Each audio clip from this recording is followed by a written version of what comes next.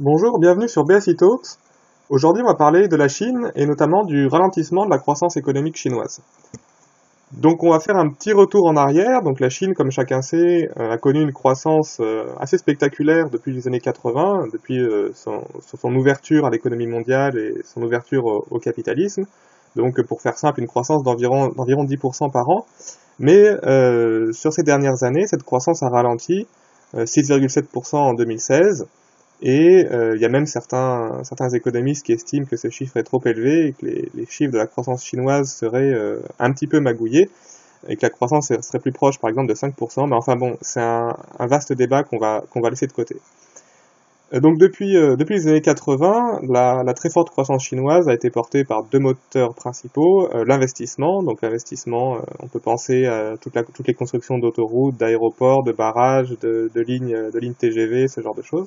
Et bien sûr les exportations dont on a beaucoup parlé aussi, les produits chinois qui envahissent le monde et qui ont tiré la croissance chinoise. Donc comme on l'a dit juste avant, la croissance chinoise ralentit. Donc la Chine connaît certains problèmes économiques. On va essayer de voir les principaux. Donc le problème, un des gros problèmes de la Chine, c'est que c'est une économie déséquilibrée. Donc c'est une économie qui est portée, comme on l'a dit, beaucoup par l'investissement et beaucoup moins par la consommation. Donc la consommation chinoise est très faible. Et tout l'enjeu des autorités chinoises sur les années à venir, ça va être de rééquilibrer l'économie chinoise en faisant augmenter la consommation et baisser la proportion de l'investissement dans le PIB, ce qui est plus facile à dire qu'à faire. Et un autre très gros problème de la Chine qui soulève pas mal d'inquiétudes, c'est la hausse très rapide de l'endettement. Donc de plus en plus, les investissements, mettons dans les routes ou les voies de chemin de fer, les aéroports ou autres, sont financés par de la dette, donc notamment des entreprises publiques ou parapubliques qui s'endettent de plus en plus. Donc depuis 2008-2009, l'endettement croît en Chine à un rythme très élevé, ce qui soulève pas mal d'inquiétudes. Et on voit aussi apparaître des bulles, ou en tout cas ce qui pourrait ressembler à des bulles, par exemple sur l'immobilier ou en bourse.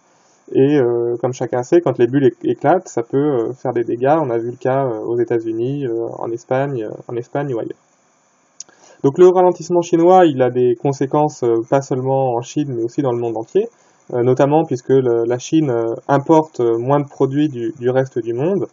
Et si on pense au prix des matières premières, notamment du pétrole, qui ont fortement baissé depuis 2013-2014, une des raisons, pas la seule, mais une des raisons, c'est que les Chinois importent, non pas moins, mais en tout cas le rythme de croissance de leurs importations a fortement baissé, donc ce qui pèse sur la croissance du monde entier.